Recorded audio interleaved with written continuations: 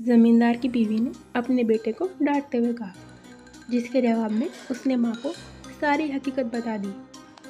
अरे अरे बिट्टू, तेरा सत्यानाश हो। ये तू क्या चीज उठाकर ले आया है? फेंक इसे, हमें नहीं चाहिए। अरे अरे भगवान, गुस्सा क्यों करती हो? ये मामूली सी बांसुरी भला हमें क्या नुकसान पहुंचाएंगी? बिट्टू, तू एक काम कर, तुझे जो भी मांगना है वो इस बांसुरी से मांग ले। आखिर मैं भी तो देखूं कि क्या होता है। जमींदार ने वो बांसुरी अपने बेटे की ओर बढ़ाई। एक बार फिर सोच लीजिए बिट्टू के बापू, कहीं ये बांसुरी हमें सच में कोई नुकसान न पहुंचा दे। जमींदार की बीवी ने आखिरी कोशिश की, लेकिन जमींदार ने सुनी अनसुनी कर दी और बिट्टू उस बांसुरी से मांगने लगा। बांसुरी, मुझे ढेर सारे खिलौने चाहिए। बिट्टू ने अपनी ख्वाहिश जाहिर की और पल भर में ही उसके सामने खिलौनों का ढेर लग गया। ये देखकर जमींदार हैरत ज़दा रह गया। ला बेटा, जल्दी से ये बांसुरी मुझे दे दे। मुझे तो पता ही नहीं था ये इतनी करामाती बांसुरी है। बहुत अच्छी बांसुरी है ये तो। उसने बेटे के हाथ से वो बांसुरी झपट ली और उससे मांगने लगा। मेरी प्यारी बांसुरी, जल्दी से मेरे आगे सोने का ढेर लगा दो। जमींदार ने कहा और पल भर में उसके आगे सोने का ढेर लग गया। अब तो जमींदार खुशी से नाच रहा था। मेरी प्यारी बांसुरी, अब जल्दी से मेरे इस छोटे से घर को एक कीमती और आलीशान घर में बदल दो। जमींदार ने उस बांसुरी से कहा और पल भर में उसकी ये ख्वाहिश भी पूरी हो गई।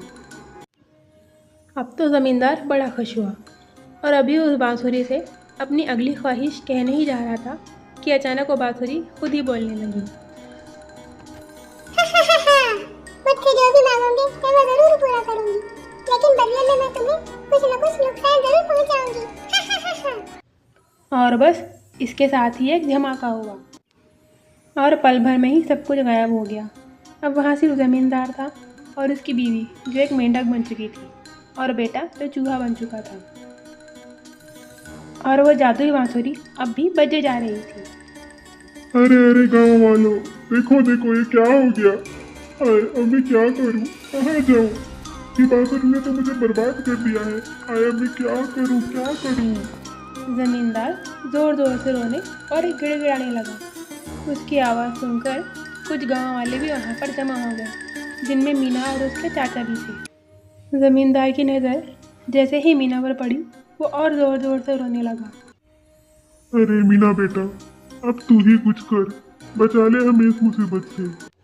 ज़मींदार ने मीना से फरियाद की। तभी उस बांसुरी में से फिर से आवाज़ आने लगी।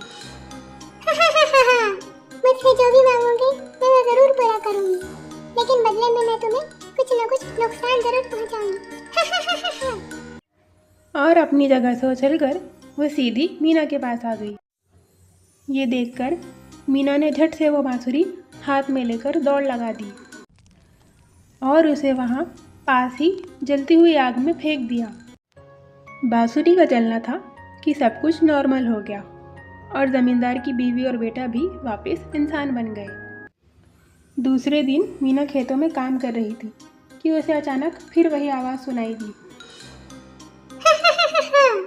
मुझसे जो भी मांगोगे मैं जरूर पूरा करूंगी, लेकिन बदले में मैं तुम्हें कुछ न कुछ नुकसान जरूर पहुंचाऊंगी।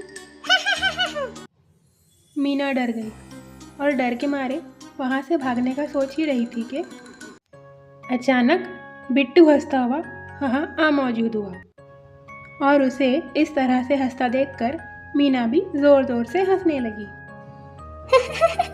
बिट्टू, तुमने तो मुझे डरा ही दिया था। बिट्टू, चलो आज जाते जाते गन्ने के खेत से गन्ने तोड़ते हुए जाते हैं। दोनों दोस्त बातें करते हुए अब खुशी खुशी अपने अपने घर जा रहे थे।